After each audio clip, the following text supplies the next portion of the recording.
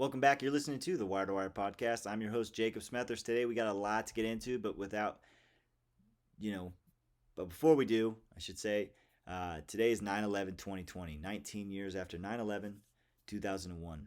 Today is the day that we need to remember. Remember where we were at, remember what happened, remember those that we lost, and those that got down. But we also need to tell a story today for the younger generation so that they know how important 9/11 is. For instance, on 9/11, I was 7 years old. I was getting ready for school when I hear my dad yell, "What the fuck?" So I run downstairs. I look at my dad, and on a regular day, the only thing on my TV in the morning is ESPN. So I look at my dad, I look at the TV, and all I see is the black smoke. My first thought is, this can't be happening here, so I asked my mom, "Where is this?" And my mom says, "New York." From that moment on, I knew that that day was going to be a day I never forgot. I didn't go to school that day. My parents decided to keep us out, but they said one thing. They said, "You're not going to school, but you're going to stay home and watch the news." So we all sat down. My dad, my mom, me, and my little brother. We watched the news. We watched the countless photos, the countless interviews, the video that just seemed to be on repeat of the planes hitting the towers. We watched as countless acts of heroism happened right in front of our eyes. The men and women of NYPD and NYFD and the surrounding areas on multiple occasions ran into the towers that had smoke pouring out of all ends to save lives, to get people out. We owe it to them today to remember. But the heroism didn't just stop in uniform. They might just be wearing a red bandana. And if you don't know that story, you need to go look, you need to go watch it. From that day on, in my generation at least, that was the reason why a lot of us became cops, or a lot of us joined the military. At least it was for me. That's why I signed the dotted line. That's why, up until about a year ago, I wanted to be a cop. What we saw from the men and women in uniform was pure heroism. They went towards the danger to save lives, to get people out, to save as many as they could, not caring about the repercussions of their actions. Yes, the towers came down. Yes, we lost a lot of people there. But there was also a lot of cancer resulting from in the men and women that were there that day, that kept running back into the smoke-filled building. A lot of disease. The 9/11 deaths didn't just stop on 9/11. They still happen today. We owe it to them to remember. I have a 4-year-old daughter and a son on the way. They will know about 9/11. I will tell that story. I will make sure they know how important 9/11 is. A big reason why I love sports happened a few days following 9/11. The Mets were playing the Braves just a few miles away from the towers, and Mike Piazza comes up to the plate, hits an absolute tank to left center. Still remember it to this day. Hits an absolute tank to left center. They do the regular pan of the crowd, and they're all losing their minds. And we saw one thing that we didn't think we were going to see for much, much later after 9/11. We saw joy. For a moment, they didn't forget, but the fans got to get away and find joy. And a man hitting a baseball with a bat. That's the beauty of sports, man. You also saw people coming together, raising flags, There were some Braves fans in attendance. But for the most part, you got to see people coming together, embracing one another, and just having joy. Just a few days after 9/11, a few miles from where it happened. That's the beauty of sports. Yes, we have rivalries. Dodgers hate the Giants. Yankees hate the Red Sox. Lakers hate the Celtics. Cubs really don't like the Cardinals. But at the end of the day, sports brings people together. We can have our rivalries, but sports allows us to have a conversation with a total stranger. Allows us to talk, argue, debate, joke about. That's the beauty of sports. And that's what I think sports talk radio and all these sports talk shows are getting away from the most part. They're getting too political. They're allowing politics into their talk. They're dividing people. That shouldn't be what sports is about. Sports is about bringing together and allowing you to get away. That's what my show's about. Allowing people for just 20, 30 minutes get away from a shitty work week, get away from tragedy, family drama, just life, when life's not going your way. Allows you to get away. That's the beautiful thing about sports. Today, you need to make sure that you remember. Take a moment, at least take a moment, and remember what happened. Those that we lost, those that got out, and the pure acts of heroism that were involved in that day. Remember. With that said, let's get into some sports, and let's talk sports for a little bit, all right? So, football came back. Obviously, big game on Thursday, first game of the year, Kansas City Chiefs, Houston Texans. Great matchup between two young quarterbacks in Patrick Mahomes and Deshaun Watson. Just a great matchup. There was some history there. Houston Texans obviously were up 24-0 on the Kansas City Chiefs just last year in the playoffs. They blew the lead and blew the game, and the Kansas City Chiefs went on to win the Super Bowl. So how were the Houston Texans going to respond? That was all being said going into the game that night. So few things came out of that game. I think the first thing you saw, first I should say, Chiefs won the game 34-20. First thing I saw was the fact that the Chiefs have added a running game. They picked this running back, Clyde Edwards-Helaire, at LSU in the first round last year, in the draft this year, first round. He was being touted as a great pass-catching back out of LSU. But here's the thing. This man ran on 25 carries for 138 yards and a touchdown. No catches. So obviously he can run the ball pretty damn well. But this completely added a whole nother dimension we haven't seen in the Kansas City offense since Kareem Hunt. This guy is a stud. He's going to be a stud for a long time coming, and it's just another piece to this absolutely loaded Kansas City offense. Obviously, Patrick Mahomes had a good game, going for 211 with 3 touchdowns. Clyde Edwards-Helaire, I said, had 138 yards and a touchdown, and Sammy Watkins had 7 catches for 82 yards and a touchdown. Kelsey had an absolute fantastic game, and Tyreek Hill ended up having a couple catches and a touchdown. What you saw, though, in this game, both defenses wanted to take away the big play because both these offenses are known for the big plays.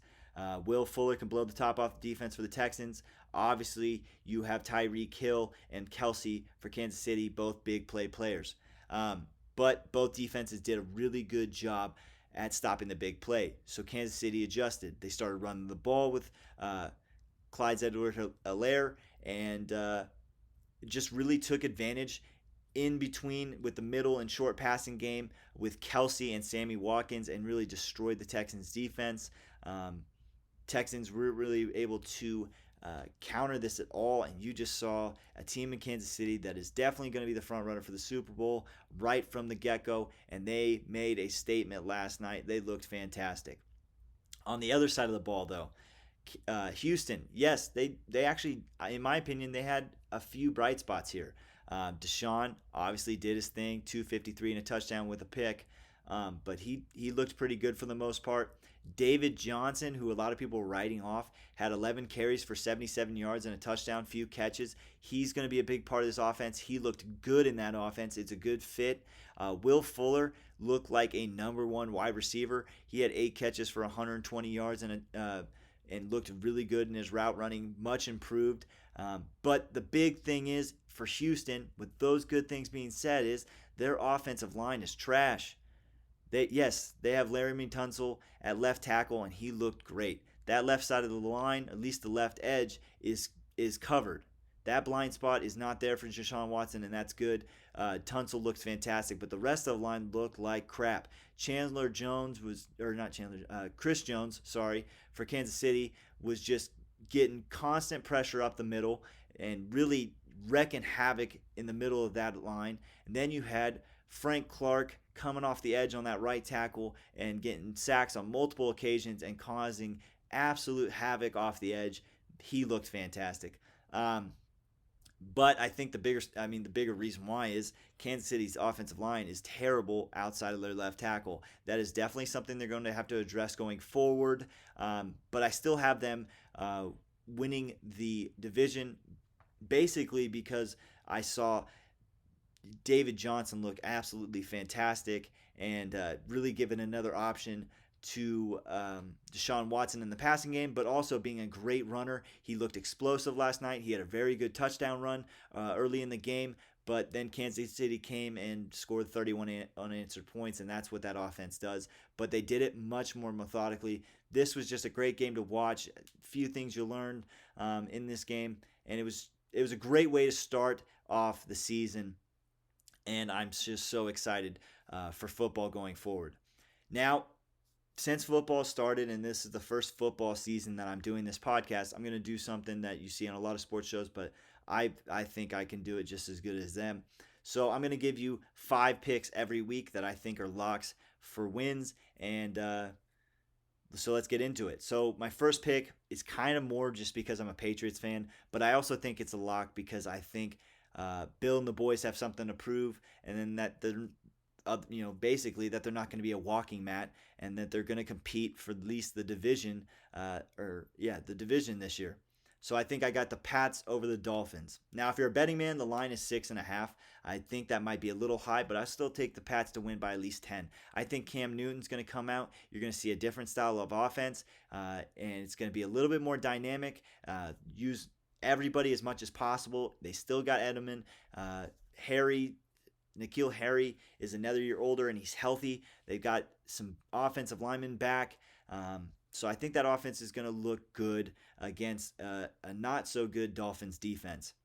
On the other part, the only part that scares me in this game is the Patriots defense because they had so many people opt out due to COVID, which is fine, like I've said on multiple occasions, but they had so many people opt out due to COVID. But the one thing they didn't lose is their secondary. Yes, they lost Patrick Chung, but I think Patrick Chung is pretty overrated, maybe over the hill. I've been waiting for the Patriots to get rid of this guy for a couple years now, so I'm not so worried about that. I think their secondary is going to be fantastic, and I think they're going to win this game pretty comfortably here. Another thing going into this game, Devontae Parker's dealing with hamstring injuries again, which is going to hinder him, and the Patriots are going to be able to take advantage of this and really just control the game with a really nice running game and opportunistic passing and a good play action.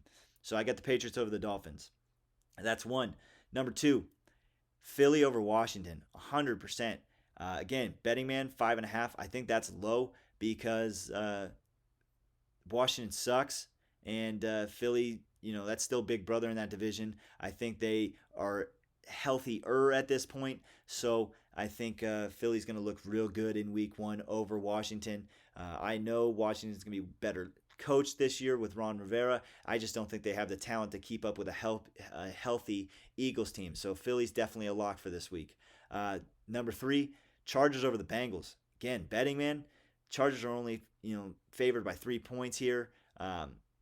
So if you're only giving the Bengals 3 points, that's ridiculous. I think the Chargers win in the over. Yes, they have Tyrod Taylor. Yes, he's not the greatest quarterback, but he's serviceable. And they still have Austin Eckler. They still have Keenan Allen. Now they got a healthy Hunter Henry, which we've seen how dangerous he can be. So I think that offense is actually going to be pretty good. The defense should be good. Derwin James will hurt. I just don't think it's going to hurt that bad in this game. The Cincinnati does not have the greatest wide receivers. Taj Boyd is pretty good. AJ Green, when he's healthy, is pretty good, but we haven't seen a healthy AJ Green in 2 years, so I really don't know what to see with him. And you got Burrow at quarterback, a young rookie, and I think Bosa is going to feast on that. The offensive line in Cincinnati is not very good, so Burrow is going to get a lot of pressure, and I just don't think it's going to look really, really good. Chargers take that game pretty easy.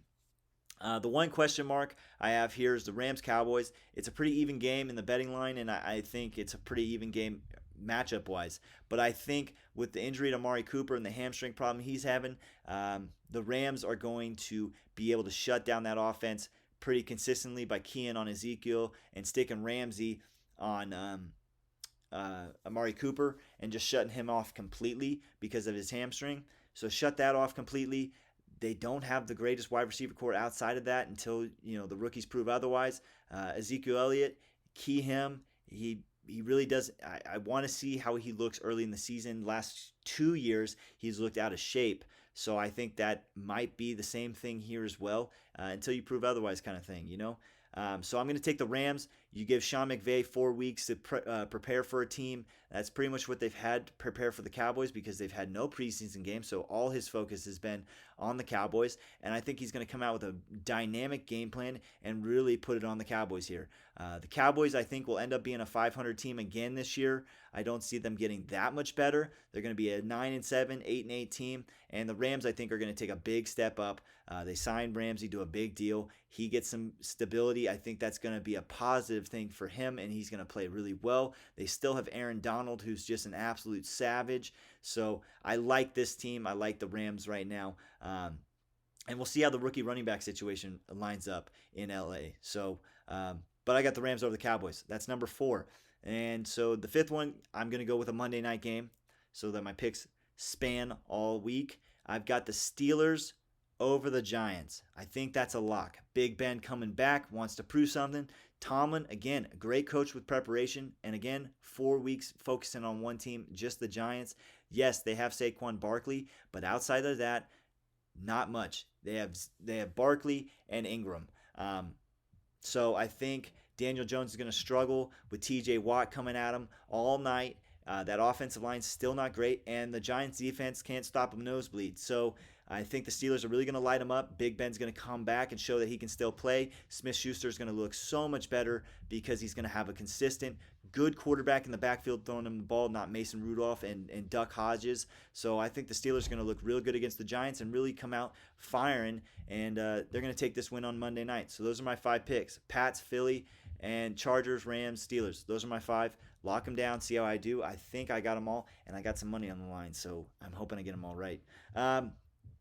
Next, we got to talk about basketball. Basketball has been back. Playoffs have been fantastic, and there's been a surprise in round 2. Heat over the Bucks in a gentleman's sweep. Yes, I get it. Giannis got hurt in Game 3, but I mean, the Game 3 was it was going to happen sooner or later. The first 3 games, even when Giannis was healthy, the Heat looked so much better. They played so much better. Their defense looked fantastic. They were able to score in the paint at will on Milwaukee. So I really liked how the Heat are playing. I really like how Jimmy Butler's playing. And Eric Spoelstra has really come into his own as a coach. I was one of those people back when he had LeBron James and Dwayne Wade that I was saying, man, Eric Spoelstra, he's not that good. He's just benefiting from LeBron and Dwayne. He's come out and proved that he can coach a goddamn basketball team, so he's looked fantastic. The Heat take a gentleman's sweep. The other part of the conversation that's coming out of this series, though, is the fact that Giannis might not be a Batman, a number 1, a Michael Jordan to Scottie Pippen kind of thing. I think that's not true. I think Giannis is fine. I think what the bigger story or the bigger thing that needs to be talked about is Chris Middleton, good player, but not a great player, not a Robin to a Batman. I think they need to go out if they really want to make one more push at this. With Giannis's contract coming up, and you want to prove to Giannis that you want to win, you got to go out and get a bona fide number two. You got to give somebody that can pick up the slack for Giannis when he's getting double, triple team, take some pressure off him. Because he's not that great of a shooter, but I still think he can control a game and control a series. He just needs a bona fide number two that can kind of pick up the slack, and Middleton's not that guy in my opinion. So the Heat take that, and they're going to the Eastern Conference Finals. Before the bubble, before this, I didn't see this. I mean, before the season, a lot of people were not even having the Heat make the playoffs. Now they're going to the Eastern Conference Finals, and they face the winner of tonight's game, Raptors-Boston. They're playing right now. I'm going to take the Raptors in this game. I just think over the last two games, they've looked better than Boston.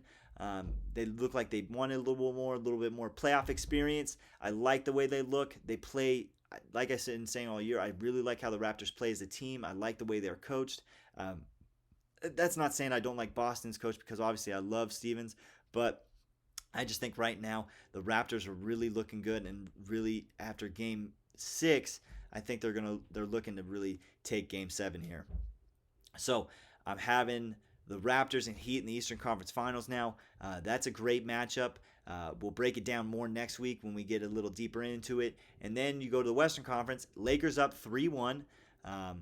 After a Game 1 defeat, they've won 3 in a row against Houston and really dominated down low. Anthony Davis has looked fantastic and really controlled that series, but it's been by LeBron's doing. He's managed this game incredibly well. They've made incredible defensive adjustments after Game 1, and it's looking like they're going to take this in a gentleman's sweep. I just don't think the Rockets are going to have what it takes to take another game from the Lakers here. I think the biggest problem, or the biggest thing that you're seeing, is that James Harden's not a leader. Great scorer, great player, but probably more of a Robin than a Batman here. He's not the greatest leader to a team, and you're seeing the Rockets go up against a team that's got, along with great talent, a great leader in LeBron James. So I'm taking the gentleman's sweep here. I think the Lakers continue to play well and win the next game.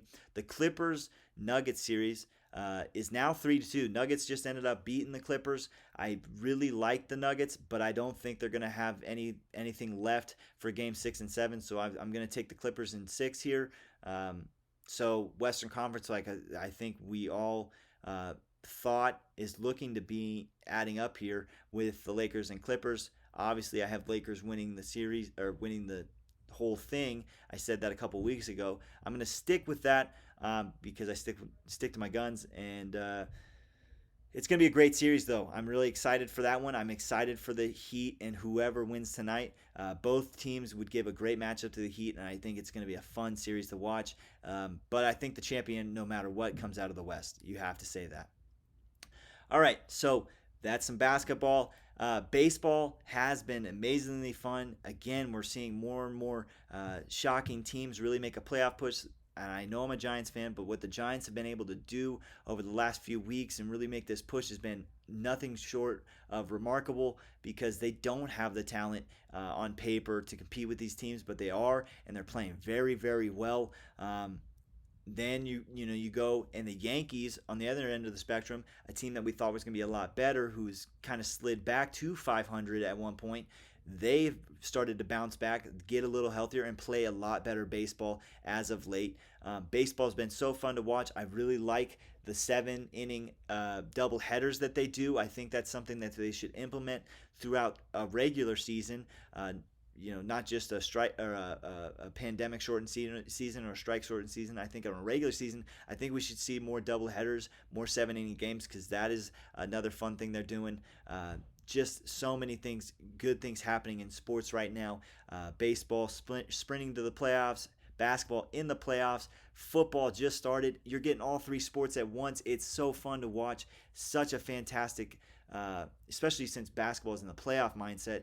Such a great time in sports right now. And I didn't even cover the fact that it was really nice to see football have fans. The Chiefs had, I think it was 22% capacity, and even though it was just a little amount of fans, it was nice to have real fans in the stadium. You realized how much you miss them. It's a great time to be a sports fan right now. For next week, We got some good UFC cards we're going to break down. Woodley Covington has a fight night coming up, and on that card is also Cowboy Cerrone versus Nico Price. I think that's a great matchup, so I'll break down those fights. But I'm also going to start my breakdown process of UFC 253 Adesanya versus Paulo Costa. So that's what we're looking at next week. Obviously, we're also going to get into the playoffs of basketball going even deeper and baseball being closer to the playoffs. So that's all stuff we're going to look at, and a full breakdown of the week prior of football and my next lockdown 5 of the next week. So thanks for listening today, guys. I really appreciate it. But again, at the end of the podcast, just make sure you remember what's really important today. Make sure you give someone in your family, a friend, family, someone, and give them a call and tell them you love them, because that's what today is about. Remembering and making sure the people in our lives know that we love them and they're cared about. So have a great weekend, guys. Thanks for listening.